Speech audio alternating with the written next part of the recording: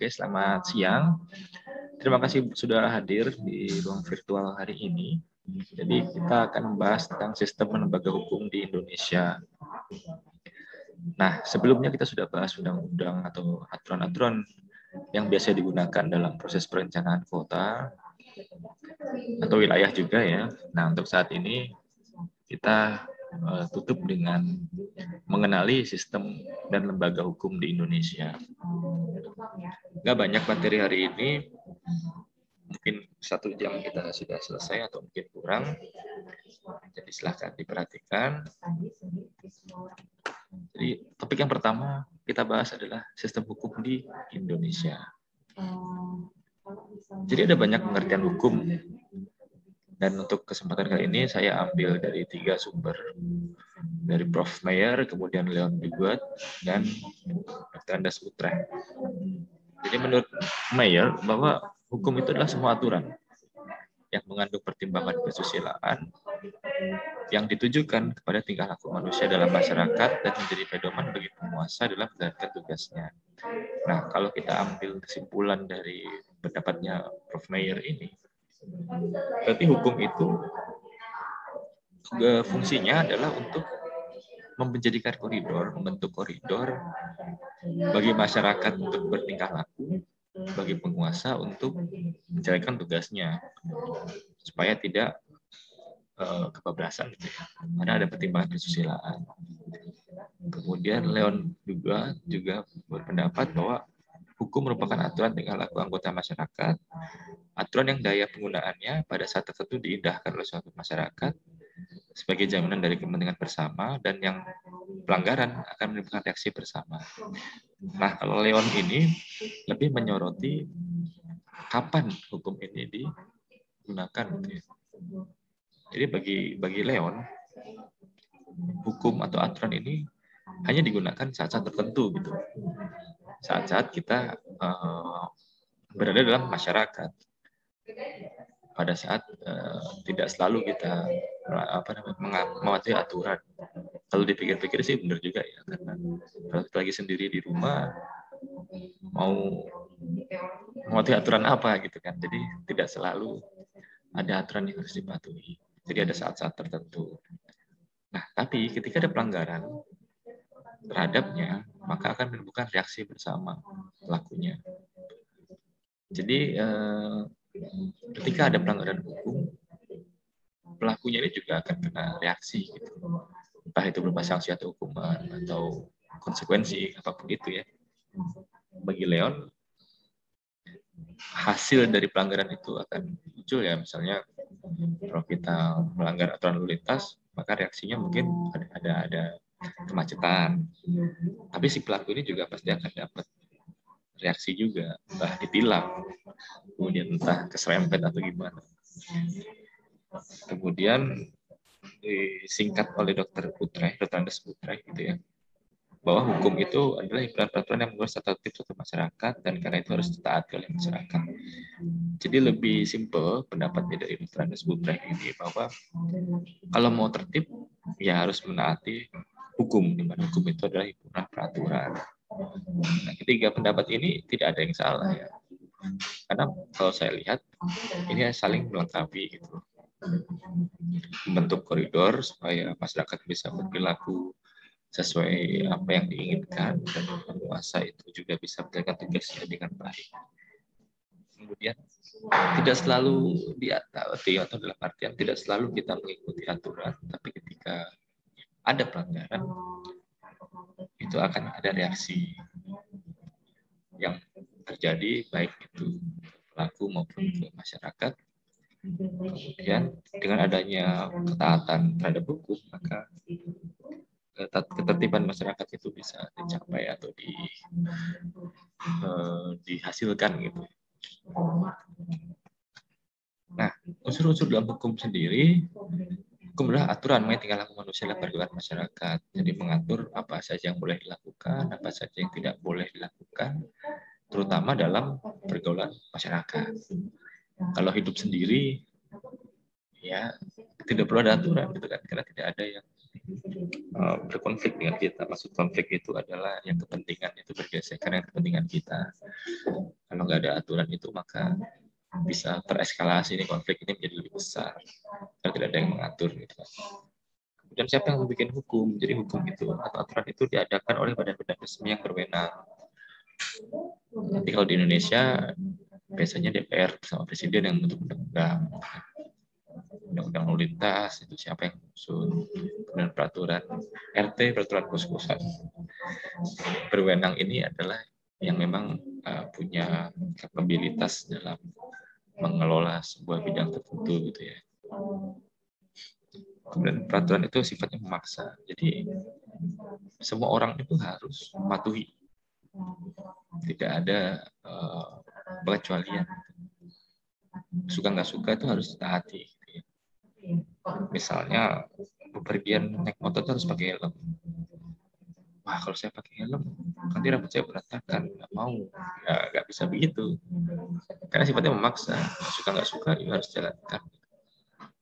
Kemudian ketika ada pelanggaran, maka ada sanksi yang tegas. Sanksi yang memungkinkan si pelaku itu kapok gitu. Itu tilang, disita dan SIM. Jangan nyalahin polisinya, tapi introspeksi diri lah. Kenapa kau bisa ditilang gitu kan? Kenapa bisa kena sanksi? Kamu melanggar aturan yang mana? Ketika kamu melakukan tindak pidana misalnya, jangan kalian ya, ketika ada seorang melakukan tindak pidana gitu ya, maka konsekuensinya akan di dalam penjara atau di lembaga pemasyarakatan, tidak boleh keluar selama beberapa tahun. Nah itu tegas. Tegas diri juga tidak pandang bulu gitu ya. Jadi siapapun yang melanggar ya pasti akan kena sanksi yang sama sesuai yang diatur dalam undang-undang atau peraturan yang ada. Nah, sekarang kita bicara soal sistem. Jadi sistem itu adalah suatu kesatuan di mana unsur-unsur dalamnya itu tidak diperhatikan secara satuan, secara hakikatnya, tapi menurut fungsinya terhadap keseluruhan. Yang artinya adalah ketika kita bicara soal sistem hukum, maka unsur-unsur hukum itu akan saling berhubungan dan bekerjasama sebagai suatu kesatuan untuk mencapai tujuan tertentu. Jadi unsur-unsur hukum yang sebelumnya ini akan saling bekerja sama. Aturan itu akan ada oleh badan resmi yang membentuk, di mana aturan itu harus ditaati, di mana ketika ada pelanggaran ada sanksi. Nah itu harus saling berhubungan untuk membentuk sistem kesatuan hukum yang utuh, ya, supaya tujuan masyarakat yang tertib itu bisa tercapai. Nah di Indonesia sistem hukumnya itu unik gitu ya. Karena bukan perpaduan dari hukum agama, hukum adat, dan hukum negara Eropa, terutama Belanda ya sebagai bangsa yang pernah menjajah Indonesia selama 3,5 abad. Jadi pasti banyaklah mempengaruhi sektor-sektor aturan atau kehidupan birokrasi kita. Gitu. Nah, kalau kita pandang dari sisi hukum agama di Indonesia ini mayoritas adalah penganut agama Islam. Oleh karena itu, hukum syariat Islam itu banyak diterapkan di aturan-aturan kita gitu ya, terutama di bidang perkawinan, kekeluargaan, dan warisan. Kemudian selain itu Indonesia juga kaya dengan suku bangsa dengan masing-masing budayanya gitu. Mungkin di wilayah Sumatera ada tanah ulayat namanya, kemudian tanah adat di Kalimantan. Nah, ada daerah yang memang ada aturan adat yang mengatur di sana, itu juga diserap dalam perundang-undangan kita. Jadi juga memperhatikan hukum adat di sana. Jadi kita tidak menghilangkan gitu ya aturan-aturan adat yang sudah berlaku duluan, tapi kita serap untuk menjadi penerusan aturan setempat masyarakat. Jadi lebih diperkuat ininya ya, kedudukannya. Kemudian hukum perdata di Indonesia, nah itu didasarkan pada hukum perdata di Belanda. Jadi KUHPER, Kitab Undang-Undang Hukum Perdata, itu terjemahan dari Burgerlijk Wetboek. Jadi ini adalah hukum tata sosial kalau nggak salah namanya itu, hukum tata sosial dari Belanda yang diterjemahkan oleh kita, jadilah kitab undang-undang hukum perdata. Inilah pengaruh dari hukum negara Eropa Indonesia. Nah, kalau dari setiap saya lihat ya, bahwa di Indonesia ini hukumnya itu merupakan perpaduan dari banyak sumber dan mencoba untuk menyesuaikan dengan kondisi masyarakat yang akan diatur itu sendiri gitu ya. Kayak hukum agama yang karena mayoritas Islam, jadi diserap juga dalam aturan. Kemudian hukum adat karena kita punya banyak suku bangsa, tiap daerah itu punya aturan sendiri. Nah itu coba diserap juga dalam perundang-undangan supaya bisa mengatur masyarakat di sana. Kemudian karena kita banyak atau lama gitu ya dikuasai oleh Belanda, ya suka nggak suka pasti akan ada asimilasi atau kultur mereka yang kita adopsi itu. Nah, dalam hal ini KUH per kita merupakan terjemahan dari Burgerlijk Wetboek. Nah, hukum itu punya sistem hierarki, yang artinya adalah hukum yang lebih tinggi itu jadi dasar bagi aturan yang lebih rendah. Atau dalam kata lain, hukum yang lebih rendah itu tidak boleh bertentangan dengan hukum yang lebih tinggi. Ketika kita bicara oleh sistem perencanaan pembangunan nasional, sama 2 pekan lalu atau kemarin, kayak 2 pekan lalu sih, ketika kuliah asinkron gitu, dijelaskan bahwa rencana pembangunan jangka panjang itu menjadi dasar penyusunan perencanaan pembangunan jangka menengah. Berarti RPJM itu tidak boleh isinya bertentangan dengan RPJP. Di mana RPJP daerah itu tidak boleh bertentangan dengan RPJPN, rencana pembangunan jangka panjang nasional. Nah, hukum juga sama. RPJP pun juga dokumen perencanaan yang bisa dikumpulkan jadi perda gitu ya. RPJP daerah perdakan. Nah, hukum pun sama ya. Dimulai dari segala sumber hukum kita UUD 1945 itu punya kedudukan paling tinggi di sini di hierarki sistem hukum di Indonesia. Selanjutnya ada TAP MPR, kemudian undang-undang dan peraturan pemerintah pengganti undang-undang. Itu punya tingkat yang sama gitu ya. Kemudian peraturan pemerintah, setelah peraturan pemerintah ada peraturan presiden, baru terakhir adalah peraturan daerah perda. Nah, sedikit penjelasan mungkin ya tentang Perpu, peraturan pemerintah dan Perpres gitu ya. Jadi Perpu itu dikeluarkan ketika undang-undang yang ada itu belum mengatur sesuatu hal gitu ya. Padahal kondisinya ini lumayan genting, maka presiden boleh mengeluarkan Perpu, peraturan pengganti undang-undang. Nah, karena dia merupakan peraturan pengganti undang-undang, maka kedudukannya itu setara dengan undang-undang. Kemudian PP, peraturan pemerintah. Nah, peraturan pemerintah ini merupakan perpanjangan dari undang-undang atau Perpu. Jadi apa yang diatur di undang-undang itu dijalankan dengan peraturan pemerintah. Misalnya undang-undang itu mengatur bahwa kekayaan alam berbasis sosial negara untuk hajat hidup yang banyak misalnya. Nah, di peraturan pemerintah itu mengatur bagaimana cara mengelola sumber daya. Kemudian dari peraturan pemerintah dijalankan lagi ke Perpres. Jadi makin bawah itu makin spesifik gitu ya. Nah, Perpresnya misalnya kalau sebelumnya bicara sumber daya alam, nah di Perpresnya ini tentang sungai misalnya, atau khusus untuk wilayah hutan atau seperti apa. Kemudian terakhir adalah perda, peraturan daerah. Nah, peraturan daerah ini adalah wujud daerah untuk mengadaptasi atau menerjemahkan aturan-aturan pemerintah dari pusat, dari undang-undang di atasnya. Kenapa Perda ini paling bawah ya? Karena gini ya, Indonesia itu kan negara kesatuan.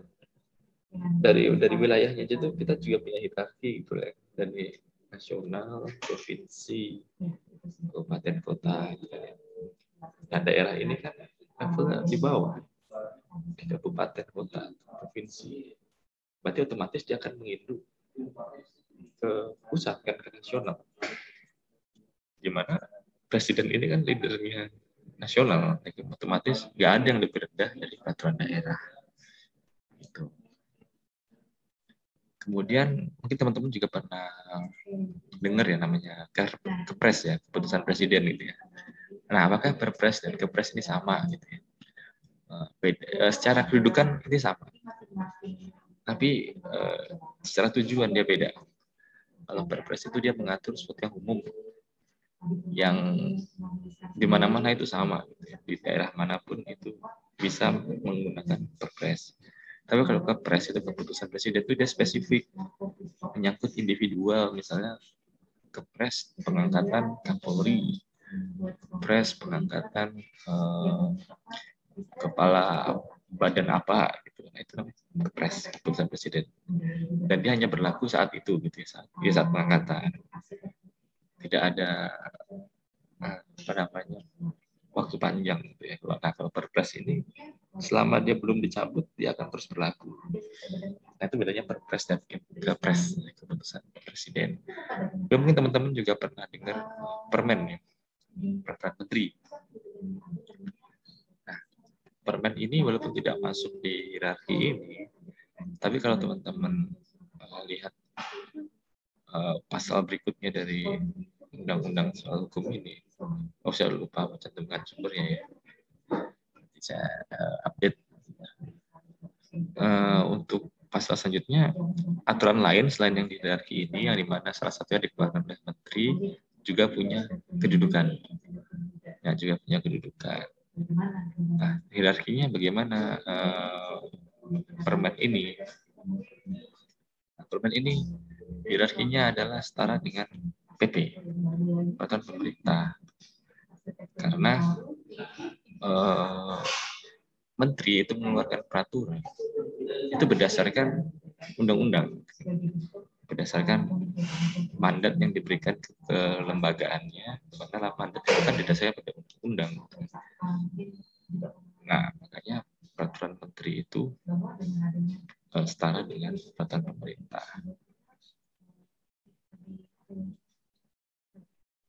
Nah, kalau kita bedah satu persatu, jadi UUD 45 ini adalah hukum dasar tertulis konstitusi Perintah Negara Republik Indonesia. Jadi segala sumber hukum kita. Menetap MPR itu bentuknya penetapan. Menetapkan bahwa mulai tanggal sekian Presiden Indonesia adalah ini, gitu kan. Dan undang-undang dan Perpu itu dibentuk oleh Presiden bersama dengan DPR. Jadi makanya kita sering dengar ya pembahasan undang-undang di DPR. Nah, draft undang-undang itu dibahas di DPR, kalau disetujui berarti sah gitu. Nah, Perpu itu adalah peraturan perundang-undangan ditetapkan Presiden dalam hal kegentingan yang memaksa. Kayak terakhir itu ada ini tentang ormas gitu ya, tentang ormas kalau salah. Ada Perpu yang dikeluarkan Presiden tentang ormas. Ada aturan apa gitu ya, sehingga segera berlaku aturan tersebut. Karena kalau nunggu pengesahan undang-undang itu lama, harus dibahas dulu di DPR. Jadi kalau ada hal kegentingan itu Presiden boleh mengeluarkan Perpu. Kemudian PP, peraturan yang ditetapkan Presiden untuk menjalankan undang-undang, dan peraturan Presiden, peraturan yang ditetapkan untuk menjalankan PP, yang tadi sudah saya jelaskan. Kemudian Perda itu mirip dengan undang-undang, hanya saja yang bentuk Perda adalah DPRD bersama kepala daerah. Jadi secara sistem mungkin sama dengan undang-undang, di mana undang-undang itu dibentuk oleh DPR bersama Presiden, sedangkan Perda itu peraturan undang-undang dibentuk DPRD bersama dengan kepala daerah. Dalam hukum itu ada namanya asas principles of legality, di mana hukum itu harus mengandung aturan-aturan. mengandung sesuatu yang boleh dan nggak boleh, yang dilarang dan diperbolehkan. Karena tujuannya kan membuat society ini tertib gitu ya. Nah, kalau mau tertib kan berarti harus ada pembatasan kegiatan. Karena sekiranya itu mungkin akan mengganggu hak orang lain atau kehidupan orang lain. Nah, yang kedua adalah aturan harus diumumkan. Karena tujuannya adalah semua orang itu harus mengikuti, mematuhi hukum. Ya, itu harus tahu dulu dong apa yang diperbolehkan dan apa yang tidak diperbolehkan, makanya aturan harus diumumkan. Aturan itu harus bisa diakses dengan mudah. Minimal kita googling gitu ya, keluar deh. Aturan, misalnya nyari undang-undang, googling itu sudah diumumkan. Siapapun bisa akses. Kemudian tidak boleh ada peraturan yang berlaku surut. Maksudnya adalah sebelum ketetapan atau aturan tentang sesuatu itu dibuat, maka dilarang suatu juga maka diperbolehkan. Gitu kan. Contoh sederhana aja, kayak kuliah belum ada aturannya harus penting berkerah, misalnya gitu. Nah, ketika kalau kuliah mah bukan sorry, kita ganti. Misalnya rumah itu belum ada aturannya kalau tidak boleh di tingkat 2 misalnya. Nah, berarti kan kalau di tingkat 2 boleh-boleh aja dong. Nah, suatu hari adalah dikeluarkan aturan bahwa rumah itu harus tingkat 1 karena tingkat 2 dengan alasan tertentu itu sudah nggak boleh. Nah, rumah-rumah yang sudah terlanjur di tingkat 2 sebelum aturan itu keluar nggak boleh dikenakan aturan tersebut karena tidak berlaku surut. Artinya kondisi yang terjadi sebelum aturan itu ditetapkan, maka biarkan saja apa adanya gitu. Setelah aturan dikeluarkan baru dijalankan. Atau kayak contohnya ini, aturan tentang sempadan sungai. Sempadan sungai itu keluar tahun 2009 tahun lalu ya, bahwa dia harus steril dari bangunan kegiatan-kegiatan. Nah, ketika bangunan itu sudah telanjur ada di sempadan sungai dan dia dibangun sebelum aturan tentang sempadan sungai disahkan, maka muncullah status quo. Dia tidak boleh ditambah lagi. Nah, yang kurang ini, yang sudah ada ini dikurangi perlahan-lahan. Jadi nggak langsung dihajar gitu ya, dihabisi. Nah, itu tidak boleh ada aturan yang berlaku surut. Kemudian disusun dalam rumusan yang bisa dimengerti. Jadi karena semua orang itu harus paham, harus mematuhi, ya harus tahu dong isinya. Maka bahasa itu bahasa yang mudah dimengerti. Tidak boleh ambigu gitu ya. Harus benar-benar to the point. Kemudian tidak boleh mengandung aturan yang bertentangan satu sama lain. Nah, ini yang membingungkan nanti kan, yang satu memperbolehkan itu melarang, kita ikut yang mana? Karena sama-sama punya kekuatan hukum. Makanya nggak boleh bertentangan. Makanya harus dikaji benar-benar. Terus tidak boleh mengandung tuntutan yang melebihi apa yang dapat dilakukan. Nah, intinya tetap harus beradab gitu ya. Tidak boleh berlebihan. Misalnya tidak pakai helm di penjara seumur hidup gitu. Itu kan berlebihan. Jadi tuntutan sanksi itu tidak boleh melebihi apa yang dapat dilakukan. Jadi ada keseimbangan antara pelanggaran dengan sanksi yang dikenakan. Kemudian nggak boleh ada kebiasaan sering mengubah-ubah aturan. Akhirnya aturan itu jadi tidak diindahkan, atau tidak punya wibawa. Orang akan jadi kehilangan orientasi. Ini mau kemana sih, mau gimana sebenarnya? Nah, mungkin kita sudah alami ya di era pandemi ini, bahwa aturan kepergian beberapa kali berubah.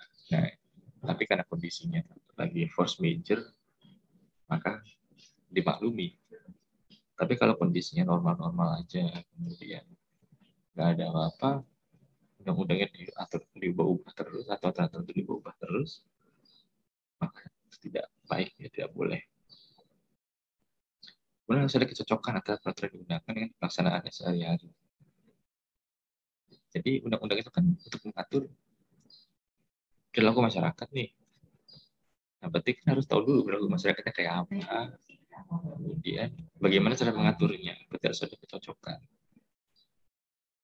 Nah, ini tidak perlu dijelaskan rasanya karena secara logik itu kan kalau kamu mau mengatur sesuatu di masyarakat, kamu harus tahu dulu kan kondisi masyarakatnya. Jadi ada kecocokan aturan dengan pelaksanaannya. Nah, topik yang selanjutnya itu tentang lembaga hukum di Indonesia. Nah, seperti yang sudah disampaikan bahwa sistem hukum itu adalah semua elemen dalam hukum untuk bekerja bersama mencapai tujuan tertentu. Nah, salah satu elemennya hukum itu dibentuk oleh badan-badan atau aturan itu dibentuk oleh badan-badan resmi yang berwenang. Nah, siapa aja nih lembaga hukum di Indonesia? Nah, pertama, lembaga hukum itu adalah lembaga yang digunakan oleh masyarakat, entah dia WNI atau WNA, untuk menyelesaikan sengketa. Kalau ada perselisihan dan tidak bisa diselesaikan sendiri, ya kita pakai bantuan lembaga hukum. Kemudian lembaga hukum juga menjadi alat untuk membalas setiap pelanggaran gitu ya, untuk penyalahgunaan dari aturan yang ada dalam masyarakat. Nah, membalas ini dalam artian memberi sanksi. Makanya ada istilah tidak boleh main hakim sendiri, kan sudah ada lembaga yang ngurusin itu.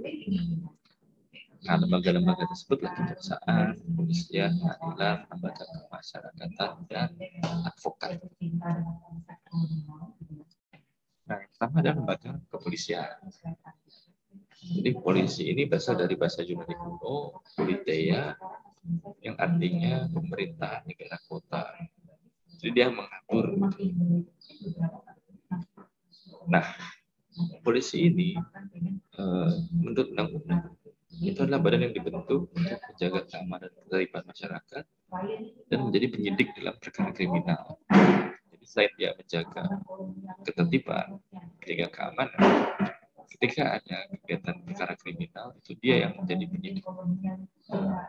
Badan lembaga ini yang punya wewenang untuk menyelidiki sebuah kasus kriminal.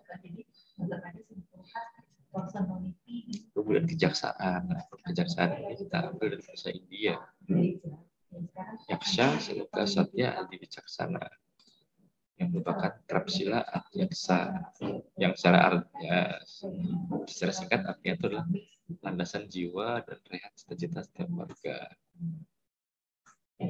Jadi mungkin filosofi di balik jaksa ini adalah untuk mencapai masyarakat yang tertib itu ya, cita-cita setiap warga itu pengen kehidupannya itu nyaman, tenang, makanya dia terlibat dalam hukum.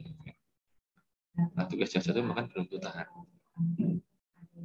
Ketika ada pelanggaran, jaksa ini yang mempelajari kira-kira pelanggaran yang sudah dilakukan ini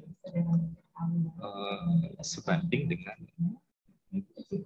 sanksi apa gitu, misalkan undang-undang yang berlaku. Kalau polisi itu cuma mengamankan,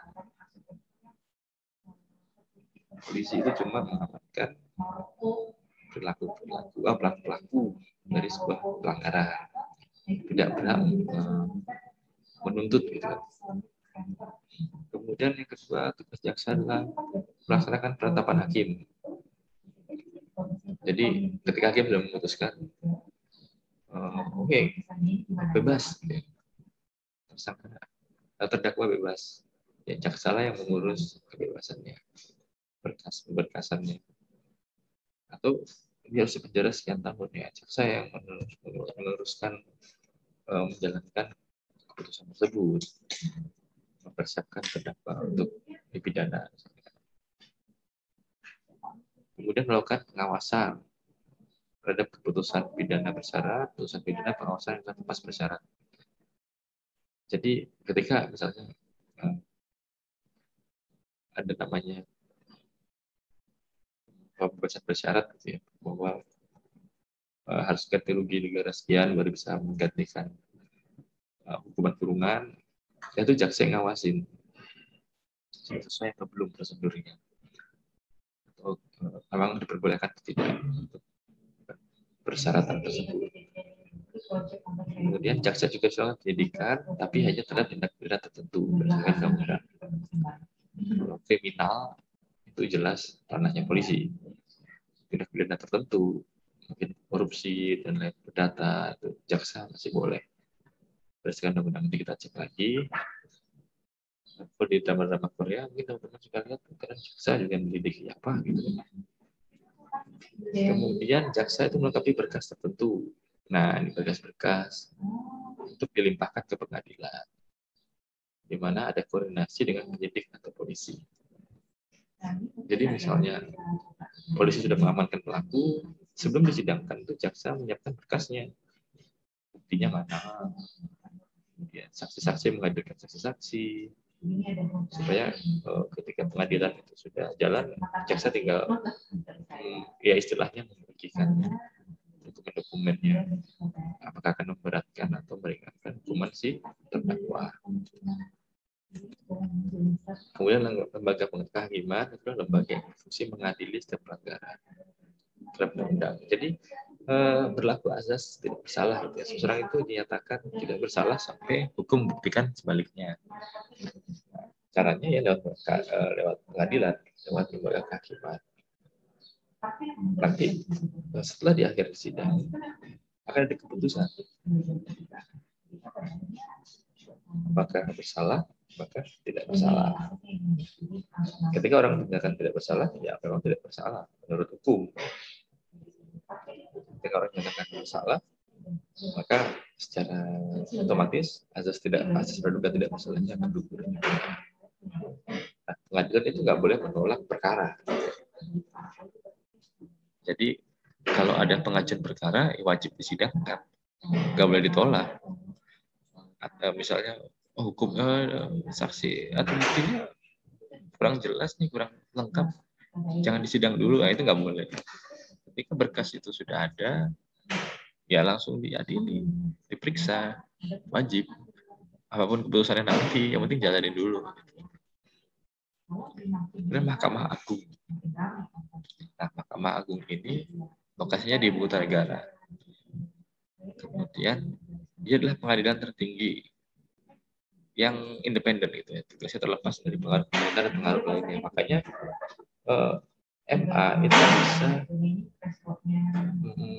bersidang melawan pemerintah sendiri gitu. Jadi kemarin itu kan di MA kasus ini ya, pemilu misalnya diajukan ke Mahkamah Agung. Jadi ini pengadilan tertinggi ketika pihak-pihak yang bersengketa itu punya posisi tinggi. Kemudian lembaga pemasyarakatan. Nah, lembaga pemasyarakatan tujuannya dibentuk untuk melakukan pembinaan. Jadi memasyarakatkan kembali, namanya pemasyarakatan. Berarti pelanggar-pelanggar aturan itu, orang-orang yang berkejahatan itu, secara istilahnya dia tuh sudah tidak seperti masyarakat gitu kan, tidak tertib. Nah, lembaga pemasyarakatan tujuannya adalah untuk membentuk kembali bagaimana terpidana itu menjadi masyarakat keluarga yang baik dan berguna, fit in to the society gitu ya, kembali bisa berbaur dengan masyarakat, makanya namanya pemasyarakatan. Nah, tujuannya adalah resosialisasi, di mana resosialisasi ini adalah untuk mengembangkan atau membentuk pribadi seorang narapidana menjadi masyarakat yang baik dan berguna. Jadi kalau berdasarkan tujuan ini ya, kita sebenarnya nggak boleh memandang sebelah mata dari bekas napi gitu ya. Karena ketika dia sudah keluar dari LP, lembaga masyarakat, tentu artinya dia siap untuk menjadi warga masyarakat yang baik dan berguna. Gitu. Dan lembaga advokasi. Jadi lembaga advokasi ini lebih berfungsi sebagai penasihat hukum. Memberikan nasihat-nasihat terhadap hukum yang mungkin walaupun hukum itu harus mudah dipahami. Tapi pada kenyataannya tidak semua orang memahami hukum, dan inilah fungsi lembaga advokasi.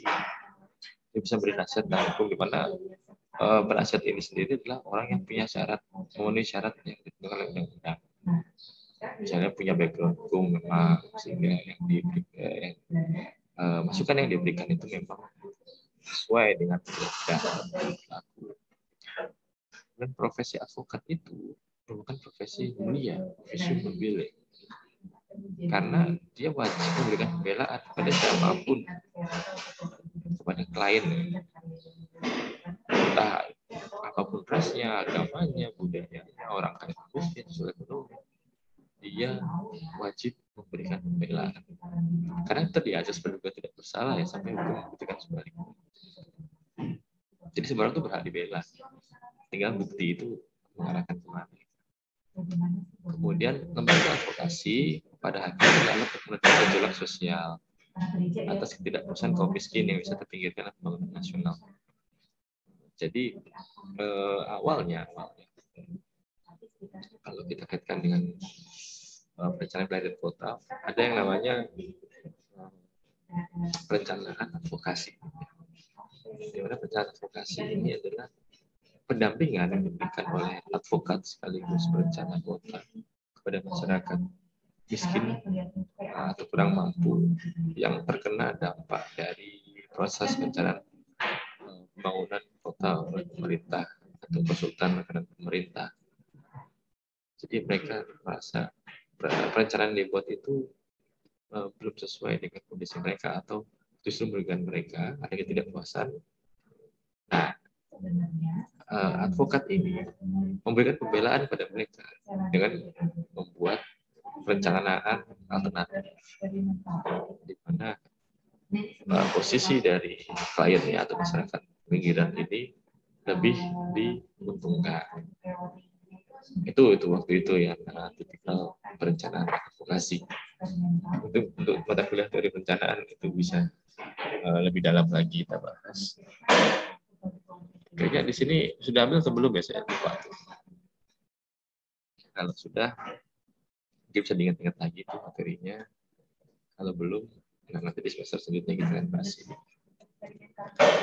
Nah, selain lembaga-lembaga tadi, ada yang namanya subjek hukum. Jadi subjek hukum ini adalah pemegang hak dan kewajiban menurut hukum. Bisa individu, bisa badan hukum. Jadi ketika dia punya hak dan kewajiban dalam hukum, otomatis dia menjadi subjek hukum. Gitu. Nah, begitu kira-kira terkait materi pada hari ini tentang sistem hukum dan lembaga hukum di Indonesia.